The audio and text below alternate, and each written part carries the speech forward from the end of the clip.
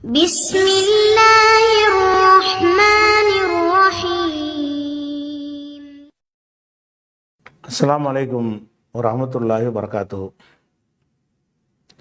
அன்பிற்குரிய சகோதர சகோதரிகளே, நீங்களும் ஆலிம்களாகலாம் என்ற தினசரி பாடத்தில் வெள்ளி சனி ஆகிய 2 நாட்கள் திருக்குர்ஆன் வசனத்திற்கான நேரடி அர்த்தத்தையும் தேவைப்படும் விளக்கங்களையும் பார்த்து வருகிறோம்.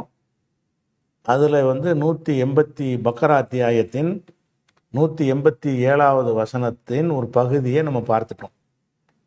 இறுதியாக என்ன பார்த்தோம்னு சொன்னால், வெள்ளை கயிறிலிருந்து கருப்பு கயிறு தெளிவாகும் வரை உண்ணுங்கள் பருகுங்கள் என்பது குறித்து அந்த அதீ இப்னு ஹாத்திம் சம்பந்தப்பட்ட ஒரு செய்தியை சொன்னோம்.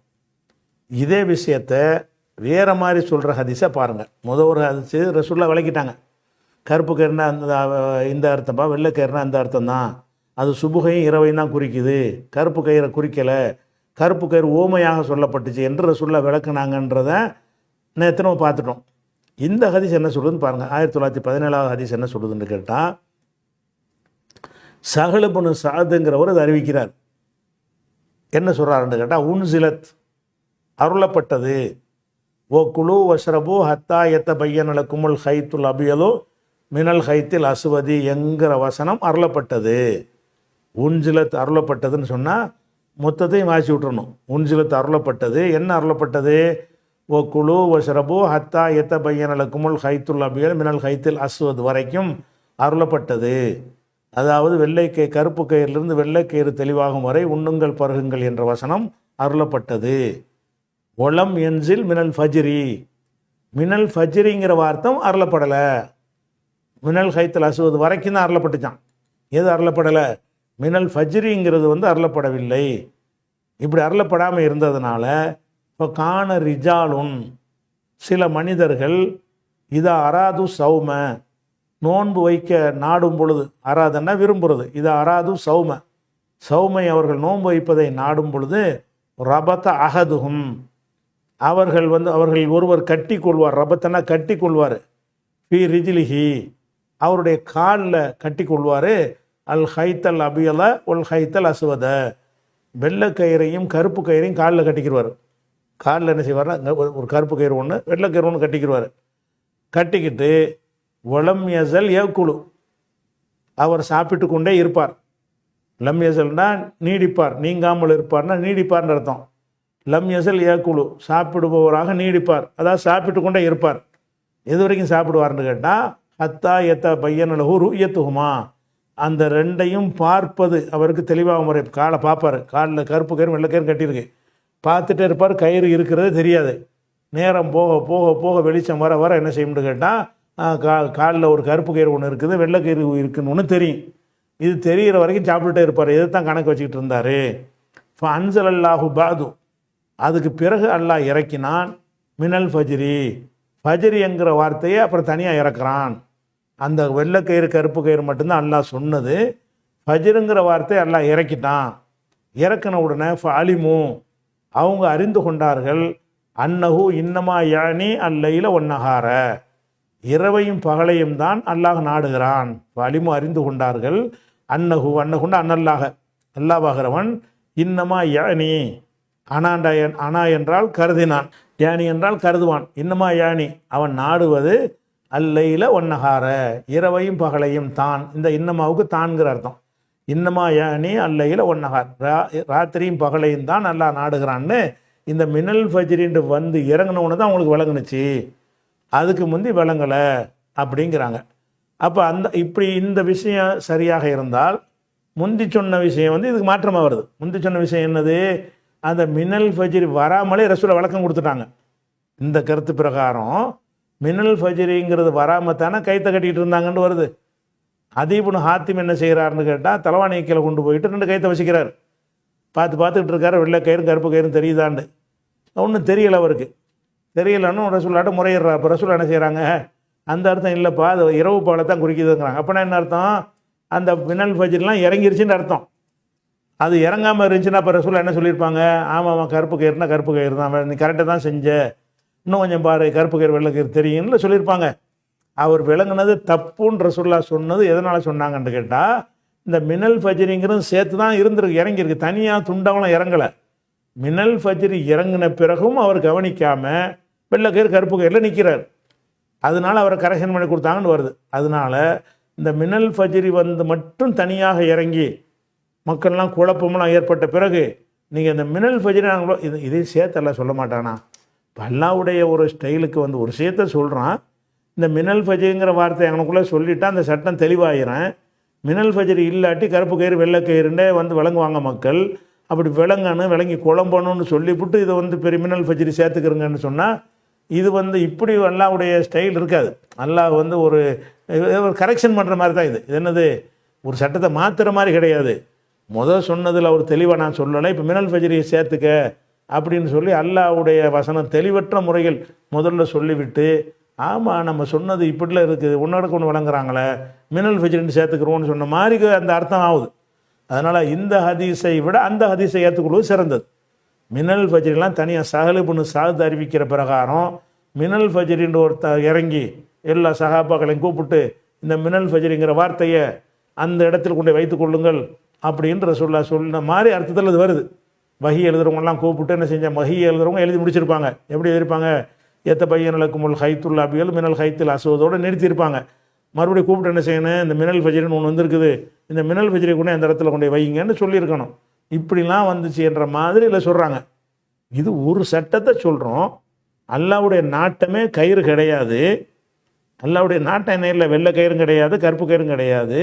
இரவை வந்து கருப்பு கயிறுக்கும் பகலை வந்து வெள்ளை கயிறுக்கும் அது வந்து ஒப்பிட்டு தஸ்பீ பண்ணி சொல்வது தான் அல்லாஹ்வுடைய நோக்கம் என்று இருக்கும் பொழுது, அப்போ அது மினல் ஃபஜ்ரின்னு தானே சேர்த்தான் நல்லா சொல்லுவான். அப்போ மினல் ஃபஜ்ரி தனியாக இறங்குனுச்சின்னு சொல்கிறாருல, அது ஏற்றுக்கிற ஒரு காரணமாக இல்லை. அந்த வசனம் இறங்கும் போதே மினல் ஃபஜ்ரியோட சேர்த்தான் இறங்குது. மினல் ஃபஜ்ரி இந்த ஹதீஸை நீங்கள் ஏற்றுக்கொண்டீங்கன்னு சொன்னால் அல்லாஹ் வந்து தெளிவாக சொல்கிற ஒரு விஷயத்தை கூட குழப்பிட்டாங்கிற மாதிரி வருது. மினல் ஃபஜ்ரின்னு சேர்த்து சொல்லிட்டா எந்த குழப்பம் வராத. கருப்பு கயிறு வெள்ளை கயிறுன்னு மட்டும் வந்தால் உங்கள்கிட்ட சொன்னாலும் அப்படி தானே வழங்குவீங்க, என்கிட்ட சொன்னால் அப்படி தானே வழங்குவோம். யார்கிட்ட போய் சொன்னாலும் கருப்பு கயிறு வெள்ளை கயிறு தெளிவாகணும்னா கருப்பு கயிறு தான் வழங்குவான். அப்படி விளங்கக்கூடாது என்பது தான் அல்லாஹ்வுடைய நோக்கமாக இருந்தால் சொல்லும்போது சேர்த்தானே சொல்லுவான்.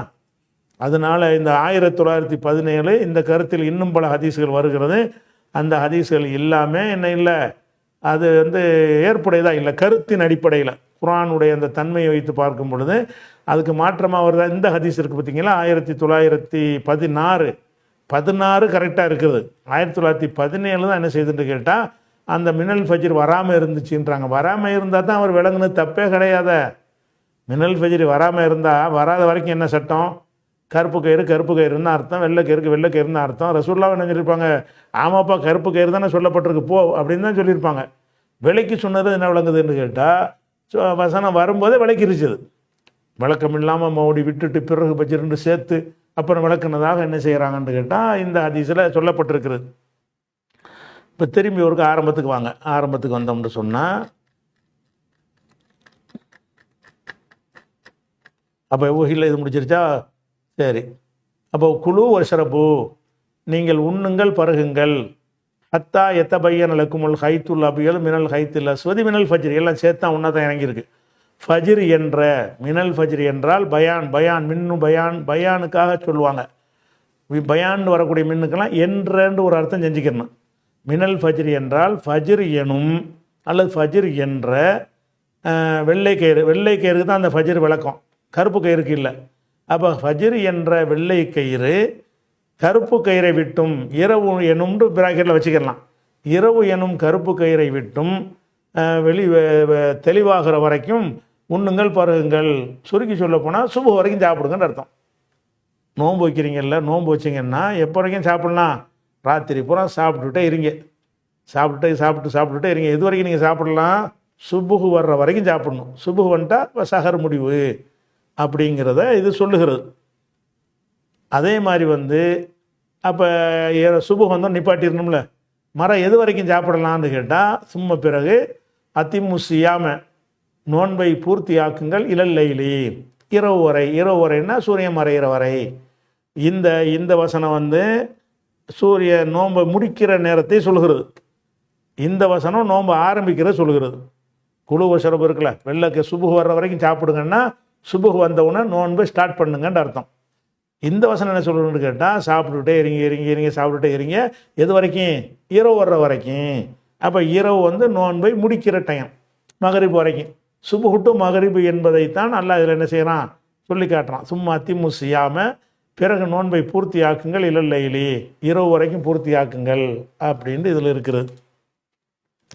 இதில் வந்து இன்னொரு நடைமுறையும் அன்றைக்கு இருந்திருக்குது. அந்த நடைமுறையையும் சேர்த்து மாற்றுவதற்கு தான் அல்லாஹ் இந்த வசனத்தை சொல்லி காட்டுறான். எந்த நடைமுறைன்னு கேட்டால், இப்போ நோன்பு வைக்கிறாங்கன்னு வைங்களேன். நோன்பு வச்சாங்கன்னு சொன்னால் இந்த ஹதீஸை பாருங்கள், புகாரில் 1915. அதில் வந்து அன்றைய காலத்தில் இருந்த ஒரு சட்டம் இதில் சொல்லப்படும். இந்த சட்டம் இப்போ மாற்றப்படுது இந்த வசனத்தின் மூலமாக. என்ன சட்டம் இருந்துச்சின்னு சொன்னால், கான அஸ்ஹாபு முஹம்மதின் ஸல்லல்லாஹு அலைஹி வஸல்லம், பரா பின் ஆசிபுங்கிற ஒரு சஹாபி அறிவிக்கிறாங்க, கான அஸ்ஹாபு முஹம்மதின் ஸல்லல்லாஹு அலைஹி வஸல்லம், ரசூலுல்லாஹ்வுடைய தோழர்கள் இருந்தார்கள். எப்படி இருந்தார்கள்னு கேட்டால், இதா கானர் ரஜுலு சாயிமன், ஒரு மனிதர் நோன்பு வைத்தவராக இருந்தாரேயானால், ஃபஹலரல் இஃப்தாரு, நோன்பு திறக்கும் நேரம் நெருங்கிவிட்டால், ஹலர என்றால் வந்து விட்டால், இஃப்தார்னா நோன்பு திறக்குதல், நோன்பு திறக்குதல்னா வக்துல் இஃப்தார்னு வச்சுக்கிறேன். இஃப்தாருடைய வக்து வந்து நெருங்கி விட்டால், நெருங்கின உடனே நாம கபலா இஃப்திர, நோன்பு திறக்க முந்தி அவர் தூங்கி விட்டார் என்று சொன்னால், லம் யவுகுல் லைலத்தஹு வலா யௌமஹு ஹத்தா யும்சிய, சாயந்தரம் வரைக்கும் என்ன செய்யக்கூடாதுன்னா பகல் இரவில் சாப்பிட மாட்டார். இப்படி ஒரு வழக்கம் அன்றைக்கு இருந்து, அவங்களா இருந்தாங்கன்னு அர்த்தம் கிடையாது, அப்படி சட்டம் இருந்துச்சு. அப்படி ரசூலுல்லாஹ் மூலமாக சொல்லப்பட்டு ஒரு சட்டம் இருந்துச்சு. எப்படின்னு கேட்டால், இப்போ நோன்பு வைக்கிறோம்ல, நோன்பு வைக்கும்போது நோன்பு துறக்கிற ஒரு நேரம் இருக்குல்ல, அந்த நேரத்தில் வந்து நம்ம சாப்பிட்டா தான் உண்டு. 6:30 மணிக்கு நோன்பு திறக்கிற நேரம்னு வைங்க, இவர் நோம்பாளியாக இருந்துட்டு ஒரு 6 மணிக்கு படுத்து தூங்கிட்டாருன்னு வைங்க, தூங்கிட்டு வந்து அந்த நோன்பு திறக்கிற நேரம் கடந்து 7 மணிக்கு எந்திரிச்சாருன்னு வைங்க, வச்சுட்டாருன்னு சொன்னால் மறு அன்றைக்கி சாப்பிடவே கூடாது. சாப்பிடுவதற்கு அனுமதிக்கப்பட்ட டைமே வந்து என்னென்னு கேட்டால் 1 டைம் தான். நோன்பு திறக்கும்போது சாப்பிட்றவன் அதுக்கப்புறம் நிப்பாட்டு ராத்திரி பூரா பட்டினியாக தான் கிடக்கணும். ராத்திரி பூரா என்ன செய்யணும்? அப்போ 24 மணி நேரம் நோன்பு கரெக்டாக வந்துடும். நோன்பு அந்த காலத்து நோன்பு இப்படி இருந்தது என்று சொன்னால், நோன்பு வைத்துவிட வேண்டியது, சுபுகுலேருந்து சாப்பிட வேண்டியது, சுபுகுலேருந்து சாப்பாடை நிப்பாட்ட வேண்டியது, மகரிபு வந்த உடனே சாப்பிடலாம், நோன்பு முடிக்கிறோம், சாப்பிட்றோம்ல அது மறுபடியும் நோன்பு சாப்பிட்டான்னு வைக்கிறேன், நோன்பு இஃப்தாரில் வச்சு வேணுங்கிற அளவுக்கு சாப்பிட்டுக்கிற வேண்டியது. அதுக்கு பிறகு என்னன்னு கேட்டால், மறுபடியும் ராத்திரிக்கு நோம்பாகவே இருக்க வேண்டியது. அடுத்த நாள் மறுபடியும் சாப்பிட்ணும்னா அடுத்த நாள் மகரிபுக்கு தான், அடுத்த நாள் நோன்பு திறக்கும்போது தான் சாப்பிட முடியும். இப்படி ஒரு நிலைமை அன்றைய ஆரம்ப காலத்து சட்டமாக இருந்தது. அதுக்காகத்தான் அல்ல இதெல்லாம் சொல்கிறான். இது நல்லா சாப்பிடுங்க, பருகுங்க, சுபுகு வரைக்கும் சாப்பிடுங்கன்னு சொல்கிற காரணம் என்ன? சுபுகு வரைக்கும் சாப்பிடாமல் இருந்தாங்கன்னு தானே இருக்குது அர்த்தம். அதுக்காகுது அதில் என்ன வருதுன்னு கேட்டால், சுபுகு வரைக்கும் சாப்பிட்றது தான் எல்லாத்துக்கும் தெரியுமே. சுபுகு வரைக்கும் கூட சாப்பிடாமல் இருந்திருக்கிறாங்க, அவங்களாம் இருக்கலை. அது இன்னொரு வகை மூலமாக ரசூலுல்லாஹ் சொல்லி தான் இருந்திருப்பாங்க. இல்லாட்டி அல்லாஹ் வந்து வசனம் இறக்கி அதை அந்த தடையை தளர்த்த வேண்டியது இல்லை. இப்போ திருப்பி ஒரு அர்த்தம் பாருங்கள். கான அஸ்ஹாபு முஹம்மதின் ஸல்லல்லாஹு அலைஹி வஸல்லம், நபித்தோழர்கள் இருந்தார்கள். இதா கான ரஜுலு சாயிமன், ஒருவர் வந்து நோம்பாளியாக இருப்பாரையானால், ஃபஹலரல் இஃப்தாரு, ஃபஹலர வக்துல் இஃப்தார், இஃப்தார் நேரம் நெருங்கி விட்டது என்று சொன்னால், வந்து விட்டது என்று சொன்னால், வரும்போது ஃபநாம, அவர் தூங்கிவிட்டால், எல்லாத்துலையும் இந்த இதாங்கிற சேர்த்துக்கணும். இதா காணன்னு வருதுல்ல, இதா காண, அப்புறம் இதா ஹலர, இதா நாம, எல்லாத்துலையும் இந்த இதா அத்துப்பு செய்கிறதுனால இதா என்கிற வார்த்தை ஓட்டிக்கிட்டு வரணும். இதா கான ரஜுலு சாயிமன், ஒரு மனிதன் நோம்பாளியாக இருக்கும் பொழுது, ஃபஹலரல் இஃப்தாரு, நோன்பு இருக்க நேரம் வரும் பொழுது, ஃபநாம, அவர் தூங்கி விடும் பொழுது, கபலா இஃப்திர, நோன்பு திறக்கிறதுக்கு முந்தி தூங்கிட்டார். 6:30 மணிக்கு நோன்பு திறக்கணும், 6க்கு தூங்கிட்டார். தூங்கிவிட்டால் நோன்பு திறக்கும் நேரத்தில் விழித்து காத்துக்கிட்டே இருக்கணும். 6:30க்கு வரும்போது எவ்வளோ பிரேக் விடாமல் சாப்பிட்டு முடிச்சு அவ்வளோதான், கணக்கு முடிஞ்சிருச்சு. சாப்பிடாமல் இருந்தாலும் சரி, சாப்பிட்டாலும் சரி, இரவுல வர சாப்பிட முடியாது. லம் யவுக்குல், அவர் சாப்பிட மாட்டார். லைலத்தஹு, அந்த இரவும் சாப்பிட மாட்டார். வலா யௌமஹு, அந்த பகலும் சாப்பிட மாட்டார். ஹத்தா யும்சிய, சாயந்தரம் மாலை நேரம் ஆகிற வரைக்கும். மாலை நேரம்னா சூரியன் மறைகிற நேரத்தை மாலைங்கிறாங்க. சூரியன் மறைகிற நேரம் வரைக்கும் சாப்பிட மாட்டார். இப்படித்தான் ஆரம்பத்தில் இருந்தது. ஒயின்ன கைசபுன சிர்மா அல் அன்சாரி, கைஸ் இப்னு சிர்மா என்கிற ஒரு சஹாபி, அவர் கான சாயிமன், அவர் இந்த மாதிரி சட்டம் இருக்கிற காலத்தில் நோன்பு வைத்திருந்தார். கான சாயிமன், அவர் நோம்பாளியாக இருந்தார். பலம்மா ஹலரல் இஃப்தாரு, நோன்பு திறக்கும் நேரம் வந்தபோது, 6 மணிக்கு நோன்பு திறக்கணுமா, 6 மணி ஆயிடுச்சு, வந்துட்டார். வந்தபோது அத்தா இம்ராத்தஹு, தன் மனைவி இடத்துல வந்தார். வந்து சொன்னார், இப்போ காலழகா, அவர்கிட்ட கேட்டார், இன்றைக்கு தாமுன், இப்போ நான் நோன்பு திறக்கணும், சாப்பாடு இருக்குதா, இன்றைக்கு உன்னிடத்தில் இருக்கிறதா, தாமுன், உணவு ஏதும் உள்ளதா என்று மனைவிட்ட கேட்குறாரு. காலத்து அந்த அம்மா சொல்கிறாங்க, லா இல்லை, உண்மை இல்லை. ஒலாக்கின் என்றாலும் அன்தளிக்கோ, நான் நடந்து சென்று அதை வெளியே போய் அத்துழு புழக்க உனக்காக தேடி வர்றேன், இப்போ கையில் ஒன்றும் இல்லை, இப்போ நோன்பு துறக்க நீ சாப்பிட வேண்டியிருக்கு, நான் வேண்டாம் போய் தேடி கொண்டு வர்றேன் அப்படின்னு அவங்க சொன்னாங்க. சொன்னவுடனே காண யௌமஹு ஏமாலும், இவர் பகலெல்லாம் வேலை செய்தவராக இருந்தார். அவங்க சாப்பாடு கொண்டு வர்றதுக்கு தேடுறதுக்கு போயிட்டாங்க. போட்டவனோ காண யௌமஹு, யௌமுன்னா பகல் நேரத்தில், அவருடைய பகல் நேரத்தில் யாமலு, அவர் உடல் உழைப்பு செய்பவராக இருந்தார். இருந்ததுனால அந்த டயர்டாக இருந்தார். அசதி பகலபத்துஹு ஐநாஹு, அவருடைய கண்கள் அவரை மிகைத்து விட்டன. தூங்குனதுக்கு சொல்லுவாங்க, கண்ணு நம்மளை மிகைச்சிருச்சுன்னு சொன்னால் நம்மளை ஜெயிச்சிருச்சு, அது தூங்கிருச்சுன்னு அர்த்தம். பகலபத்துஹு ஐநாஹு, அவருடைய கண்கள் அவரை மிகைத்து விட்டன, அதை தூங்கி விட்டார். தூங்கினவுன்னு ஃபஜாத்து இம்ராத்து, ஆள் தூங்கினவுன்னு தான் மனைவி வர்றாங்க. வந்து ஃபலம்மா ராத்து, அவரை பார்க்குறாங்க, தூங்கிட்டு இருக்கிறாரு. அட மனுஷன், உனக்கு தானே சாப்பாடு கொண்டு வர போனேன், நீ தூங்கிட்டு இருக்கிறேன்னு சொல்லிட்டு காலத்து அந்த அம்மா சொல்கிறாங்க, ஹைபத்தன் லக்க, உனக்கு கேடு உண்டாகட்டும், என்ன பண்ண சாப்பாடு இல்லாமல் போச்சு, என்ன செய்வேன் அப்படின்னு சொல்லிட்டு என்ன செய்கிறாங்க, சொல்லிவிட்டு விட்டுறாங்க. அவர் தான் சாப்பிட முடியாது. இனிமே நோன்பு துறக்கும் நேரத்தில் விழிச்சுக்கிட்டு இருந்து சாப்பிட்டாலே தவிர அந்த நேரத்தில் தூங்கி விட்டார்னு சொன்னால் அதுக்கு பிறகு சாப்பிட முடியாதுல்ல. பலம்மன் தசஃபன் நகாரு, பகல் வந்து பாதியான பொழுது, நண்பகல் வந்த பொழுது, நிஸ்பண்டா பாதி, இன்தசஃபண்டா பாதியானது, இன்தசஃபன் நகாரு, பகல் பாதியான பொழுதுன்னா நம்ம தமிழுக்கு நண்பகலின்னு அர்த்தம். அதுக்கு பலம்மன் தசஃபன் நகாரு, நண்பகல் ஆன பொழுது, உஷிய அலைஹி, உஷியன்னா வந்து மயக்கம் அடைகிறது இருக்குல்ல, இந்த மயக்கம் அடைகிறத மஜ்ஹூலா தான் சொல்லுவாங்க. மயக்கம் அடைந்தார்னு நம்ம சொல்லுவோம்ல, அவங்க மயக்கமாக்கப்பட்டார்னு அரபியில் உஷியன்னு தான் சொல்லுவாங்க. கஷியன்னு செய்ய மாட்டாங்க, அரபியில் இந்த சொல்ல வராது, பயன்படுத்த மாட்டாங்க. ஒரு ஆள் மயக்கம் விட்டார்னு சொன்னால் உஷிய அலைஹி, அவர் மயக்கமானார், மஜ்ஹூலா இருக்கு, மாரூஃபுடைய அர்த்தம் தான் அதுக்கு செய்யணும். உஷிய அலைஹி, அவர் மயக்கமுற்றார். அதாவது சாப்பிடாம இந்த மயக்கம் வரத்தானே செய்யும். நோன்பு துறக்கிற நேரத்தில் கொஞ்சம் சாப்பிட்டு இருந்தாருன்னா கொஞ்சம் ஸ்ட்ரென்த்தாக இருந்திருப்பார். நோன்பு துறக்கிற நேரத்தை விட்டுட்டார், ராத்திரி வரைக்கும் கொஞ்சம் கஷ்டப்பட்டு சமாளித்து தூங்கியிருப்பார். பகலில் எந்திரிச்சு நண்பகல் வருது, அடுத்த நாள் பகல் வந்தால் ஆளுக்கு விடத்து போய் சுகர்லாம் இறங்கி போயிட்டா வரும்ல, அந்த மாதிரி ஏதோ ஏற்பட்டிருக்கு அவருக்கு. உஷி அலைஹி, அவர் மயக்கமுற்றார். இப்போ துக்கிற தாலிக்கல் நபி ஸல்லல்லாஹு அலைஹி வஸல்லம், ரசூலுல்லாஹ்வுக்கு இதை பற்றி சொல்லப்பட்ட உடனே இப்போ நஸலத்து ஹாதிஹில் ஆயா, இந்த ஆயத்து அப்போ தான் இறங்கியது. எந்த ஆயத்து?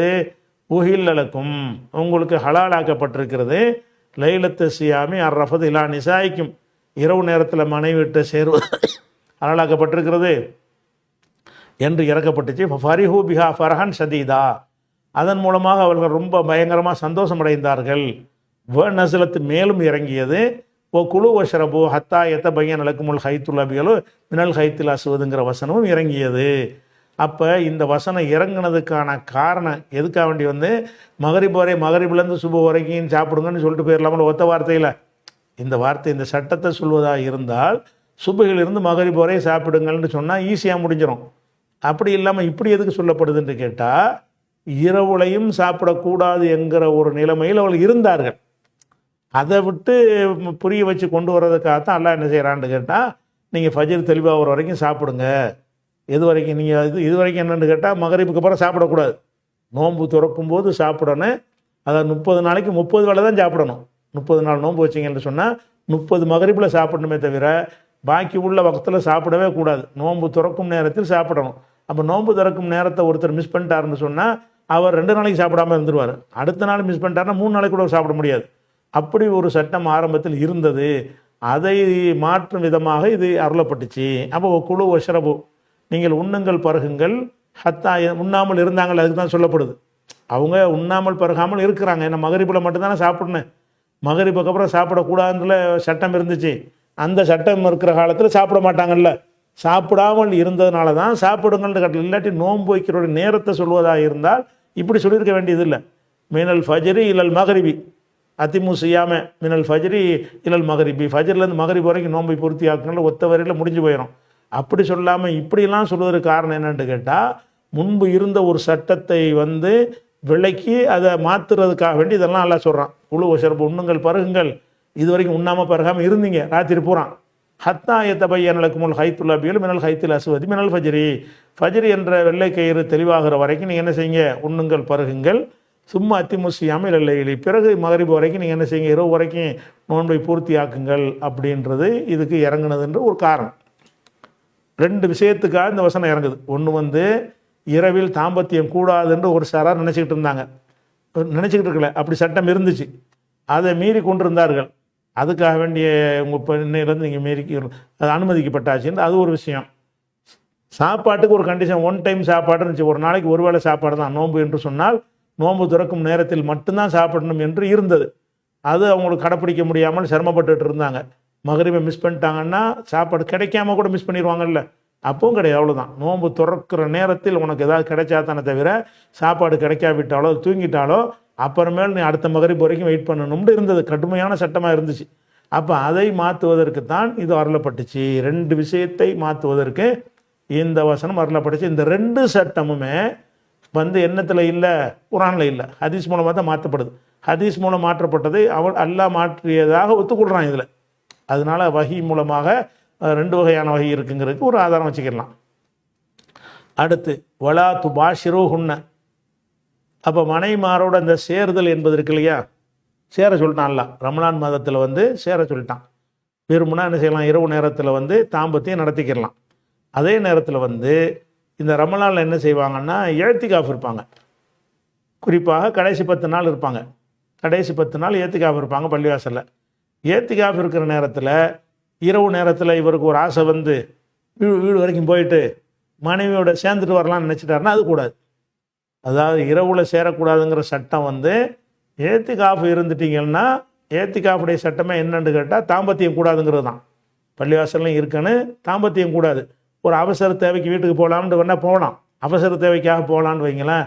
இவர் அவசர தேவை நினச்சிக்கிட்டு வீட்டில் போய் மனைவியோட சந்தோஷமாக அந்த ராத்திரி தானே, ராத்திரியில் தான் நமக்கு பிரச்சனை இல்லையே, நோன்பை இது பாதிக்காது தானே. ஏத்திகாஃப் இருக்கிறாரு, வீட்டில் போய் மனைவியோட தாம்பத்தியம் பண்ணார்னா அது நோன்பு பாதிக்குமா? நோன்பு தான் பகலோடு முடிஞ்சு போச்சே. அப்படி நினைத்து கொண்டு அவர் செய்து விடுவார்கள் என்பதற்காக அல்லாஹ் என்ன செய்கிறான்னு கேட்டால், இந்த இரவில் கூடக்கூடாது என்பது ஏத்திகாஃபுக்கு நீடிக்கிறது. இரவில் மனைவியரோடு நீங்கள் சேரக்கூடாது என்பது, நீங்கள் பள்ளியில் ஏத்திகாஃப் இருந்துட்டீங்க என்று சொன்னால் அது 10 நாள் இருந்தால் 10 நாள், 5 நாள் இருந்தால் 5 நாளும் என்ன செய்யக்கூடாது, நீங்கள் ராத்திரியில் வெளியே போகக்கூடாது, தாம்பத்தியம் செய்யக்கூடாது, பள்ளியில் தான் கிடக்கணுங்கிறான்ல. ஒலாத்து பாஷிரு ஹுன்ன, அவர்களோடு உங்கள் மனைவியரோடு, ஹுன்னண்டா நிசாயிக்கும்னு வந்துச்சுல்ல, அதுதான் ஹுன்ன. ஒலாத்து பாஷிரு ஹுன்ன, உங்கள் மனைவியரோடு நீங்கள் கூடாதீர்கள். வான்தும் ஆக்கிஃபூன ஃபில் மசாஜிதி, மஸ்ஜிதுகளில் அக்கஃபண்டா ஏத்திகாஃப் இருந்தான், தங்கி இருக்கும் பொழுது இந்த ஆக்கிஃபூன என்பதில் இருந்தால் ஏத்திகாஃபுங்கிற சொல்லு வருகிறது. ஹதீஸில் ஏத்திகாஃபண்டு வரும், குரானில் அக்கஃப, குரானில் ஏத்திகாஃபை சொல்லும் போதெல்லாம் என்ன செய்யணும்னு கேட்டால், ஏத்தகஃபங்கிறதுல சொல்லாமல், இஃப்தாலவில் சொல்லாமல் ஃபாலவில் தான் எல்லாம் சொல்லுவான். அந்தும் ஆக்கிஃபூன லி தாயிஃபீன ஒரு ஆக்கிஃபீன ஒரு கொய் சுஜூத் அப்படின்லாம் சொல்லும்போது ஏத்திகாஃபை பற்றி பேசுவதற்கு குரானில் அக்கஃபங்கிற வார்த்தை யூஸ் பண்ணுவான். ஹதீஸுகளில் இஃப்தாலா உண்டு, ஒன்று தான், ஏத்திகாஃபன்னு யூஸ் பண்ணுவாங்க. வான்தும் ஆக்கிஃபூன ஃபில் மசாஜிதி, மஸ்ஜிதில் நீங்கள் ஏத்திகாஃபு இருந்து கொண்டிருக்கும் நிலையில் அவங்களோடு மஸ்ஜிதுக்குள்ளே சேருன்னு அர்த்தம் கிடையாது. மஸ்ஜிதில் தான் சேரக்கூடாதுன்னு தெரியுமே, மஸ்ஜிதுக்குள்ளே போய் தாம்பத்தியம் நடத்தக்கூடாதுங்கிற மாதிரி அந்த வார்த்தையுடைய அமைப்பு இருக்கிறது. மேலோட்டமாக பார்த்தீங்கன்னு சொன்னால் ஒலாத்து பாஷிருஹுன்னு அவங்களோட சேராதீங்க. வான்தும் ஆக்கிஃபூன ஃபில் மசாஜித், மஸ்ஜிதில் ஏத்திகாஃப் இருக்கும்போது சேராதீங்கன்னா, மஸ்ஜிதுக்கு பொம்பளை மனைவியை கூட்டிகிட்டு வர சொல்லி பள்ளிவாசலை வச்சு ஏத்திகா உடல் உறவு கொள்ளாதீங்கிற அர்த்தம் தர்ற மாதிரி இருக்கிறது. அப்படி அர்த்தம் கிடையாது. வேறு எதுக்கு இதை சொல்லப்படுதுன்னு கேட்டால், ஏத்திகாஃப் நேரத்தில் மனைவி விட்டு சேரக்கூடாது, ஏத்திகாஃப் பள்ளியில் தான் இருப்பீங்க. அப்போ மனைவி விட்டு சேரணும்னா என்ன செய்யணும்னு கேட்டால், இங்கேருந்து வீட்டுக்கு போகணும், ஏதாவது ஒரு காரணம் சொல்லி வீட்டுக்கு என்ன செய்யணும், போகணும். ஒரு தேவை இருக்குது, வயிற்று வலிக்குது, பாத்ரூம் போகணும், ஏதாவது ஒரு அவசரத்துக்கு போகலான்னு இருக்குல்ல, அந்த மாதிரி நினைத்து கொண்டு வீட்டில் போய் மனைவிட்ட சந்தோஷமாக இருந்துட்டு ஏதாவது நோன்பை தான் பாதிக்காத, நோன்புக்கு தானே அந்த தாம்பத்தியம் தடுக்கப்பட்டிருக்கு அப்படின்னு நினைத்து கொண்டு செஞ்சிருங்கன்னு சொன்னால் அது தவறு என்பதை காட்டுவதற்கு தான் இது அல்லாஹ் சொல்கிறான். ஒலாத் பாஷிருஹுன்ன, மனைவியரோடு நீங்கள் கூடாதீர்கள். வான்தும் ஆக்கி போனபில் மசாஜிது, மஸ்ஜிதுகளில் நீங்கள் ஏத்திகாஃப் இருக்கும் காலத்தில் வந்து ஏத்திகாஃப் முடிகிற வரைக்கும் வீட்டு பக்கம் தலை வச்சு படுக்கக்கூடாது. 10 நாள் இருந்தாலும் சரி, 5 நாள் இருந்தாலும் சரி, என்ன செய்யணும், பள்ளியில் தான் இருக்கணும். இந்த தாம்பத்திய இரவில் நமக்கு அனுமதிக்கப்பட்டிருக்கிறது, பகலில் தான் நமக்கு தடை இருக்கிறது என்று சொல்லி ஏத்திகாஃபு இந்த சட்டத்தை பொருத்தி பார்த்துடாதீங்க என்பதற்காக வேண்டி அல்லாஹ் இதை சொல்கிறான். சொல்லிவிட்டு இது சாதாரணமாக எடுத்துக்கிற கூடாது. தில்க ஹுதூதுல்லா, இது அல்லாஹ்வுடைய எல்லைகள். தில்க இவை, ஹத்துன்னா எல்லை, லிமிட், வரம்பு. ஹுதூதுல்லான்னா அல்லாஹ்வுடைய வரம்புகள், அல்லாஹ் விதித்திருக்கிற எல்லை. அல்லாஹ் ஒரு எல்லை கோடு போடுறான். அதனால பல தக்கரபூஹா, அதை நெருங்கிறாதீங்க. நெருங்கவும் கூடாது. நெருங்கன்னா என்ன செய்கிறது, போய் ஒரு முத்தம் கொடுத்துட்டு வந்துடுவோன்னு போயிடக்கூடாது. நம்ம அந்த உடலுறவு தானே கொள்ளக்கூடாது. உடலுறவு கொள்வது வந்து அந்த சட்டத்தை மீறுவது.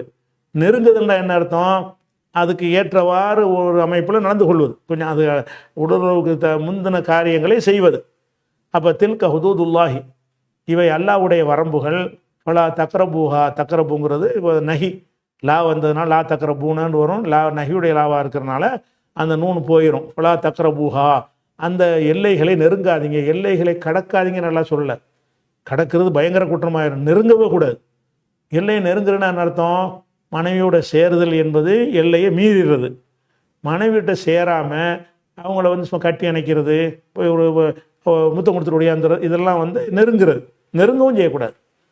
பள்ளிவாசலில் ஏத்திகாஃப் இருக்கிற நேரத்தில் மனைவிட்ட தாம்பத்தியமும் செய்யக்கூடாது, தாம்பத்தியத்திற்கு தூண்டக்கூடிய அதற்கு நெருக்கமான காரியங்களையும் செய்யக்கூடாது என்று அல்லாஹ் என்ன செய்கிறான், தடை செய்கிறான். தில்க ஹுதூதுல்லாஹி, இவை அல்லாவின் வரம்புகள். ஃபலா தக்ரபூஹா, தக்ரபுல் ஹுதூத, தக்ரபு ஹுதூத் அல்லாஹி, அல்லாஹ்வுடைய ஹத்துகளை நீங்கள் வந்து நெருங்கிறாதீங்க, நெருங்கக்கூட செய்யாதீங்க அப்படின்னு சொல்லிட்டு கதாலிக்க, இப்படித்தான் யுபையினுல்லாஹு ஆயாத்திஹி, அல்லாஹ் தனது வசனங்களை உங்களுக்கு தெளிவாக்குகிறான். லின்னாசி, மக்களுக்கு தெளிவாக்குகிறான்.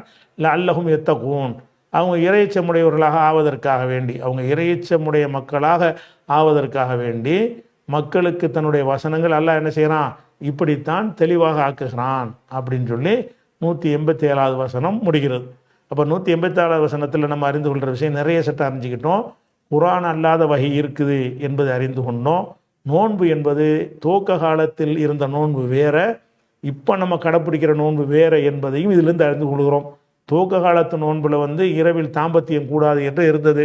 துவக்க காலத்து நோன்பில் வந்து நோன்பு துறக்கும் போது மட்டும் ஒரு தடவை தான் சாப்பிடணும்னு இருந்தது. அதுக்கப்புறமேல நோம்பாவே நீடிக்கணும்னு இருந்தது. இந்த 2 சட்டமும் மாற்றப்பட்டு விட்டது என்பது இந்த இதிலிருந்து என்ன செய்கிறது, விளங்குகிறது. அதே மாதிரி வந்து இந்த வெள்ளைக்கயிறு கருப்பு கயிறு என்பதை தப்பாக விளங்கிட்டு இருந்தாங்க என்ற விளக்கம் இதிலிருந்து. இதுகளெல்லாம் 87 வசனத்தில் அறிந்து கொள்ள வேண்டிய விஷயங்கள். 87க்கு அப்புறம் 88, அதாவது 2வது சூறாவில் 180, வெறும் 88 இல்லை, 188வது வசனம். வலா தஅக்குலு, இதில் ஒரு அடிப்படை எப்போது ஞாபகம் வச்சுக்கிறணும். குர்ஆனை பொறுத்த வரைக்கும் அது வந்து தலைப்பு வாரியாக எழுதப்பட்டு புஸ்தகமாக கொடுக்கப்பட்டது இல்லை. புஸ்தகமாக இருந்தால் என்ன செய்யும், தொழுகைன்ற தலைப்பு போட்டோம்னா தொழுகையிலேருந்து என்ன செய்வோம், தயமம், ஒழு செய்கிறது, தண்ணீர், நஜீஸ், இந்த சட்டங்கள், அப்புறம் தக்பீர் கட்டுறது, இப்படி வரிசையாக அந்த சட்டங்களாக வந்துக்கிட்டு இருக்கும். தொழுகை பாடத்துக்குள்ளே தொழுகை இல்லாத நோன்பு சட்டம்லாம் அதில் வராது. மற நோன்புங்கிற தலைப்பை கொடுத்து தொகுக்கும்போது அந்த சட்டங்கள்லாம் வந்துக்கிட்டு இருக்கும். குர்ஆனை பொறுத்த வரைக்கும் அப்படி புத்தக வடிவில் தொகுத்து நமக்கு தரப்பட்டது கிடையாது. இப்போ ஏற்கனவே நோன்பை பற்றி பேசிட்டு திடீர்னு என்ன செய்கிறது, வேறு விஷயத்தில் லஞ்சத்தை பற்றி பேசுது. இதுக்கு இப்போ நம்ம பார்க்க போகிற வசனம் வந்து லஞ்சத்தை பற்றி பேசுகிற வசனம். இதுக்கு முந்தின வசனம் வந்து நோம்பை பற்றி பேசுகிற வசனம். எனக்கு நோம்புங்கிறான், திரு லஞ்சங்கிறான், என்னையான்னு கேட்பானு. முஸ்லீம் அல்லாதவர்கள் செய்வாங்க, குர்ஆனை பற்றி வழங்க இப்படி யாராவது புஸ்தகம் எழுதுவாங்களான்னு கேட்பாங்க. எழுத மாட்டாங்க. இது எழுதின புஸ்தகம் கிடையாது, அந்தந்த சூழ்நிலைக்கு சொல்கிற புஸ்தகம், அந்தந்த சூழ்நிலைக்கு தகுந்தவாறு பேசுகிற புஸ்தகம். குர்ஆனை பொறுத்த வரைக்கும் ஒரு சூழ்நிலை நிலவும், இந்த நேரத்துக்கு என்ன சட்டம் தேவையோ அந்த சட்டத்தை எல்லாம் என்ன செய்வான், வசனமாக அருள்வான். அடுத்து வேறு ஒரு பிரச்சனை வருமோ அந்த வேறு பிரச்சனைக்கு அருள்வான். அதனால் ஒரு வசனத்துக்கு அடுத்த வசனத்திற்கு வந்து ஒரு தலைப்பின் கீழே ஒருங்கிணைக்கப்பட்டதாக குர்ஆன் இருக்காது.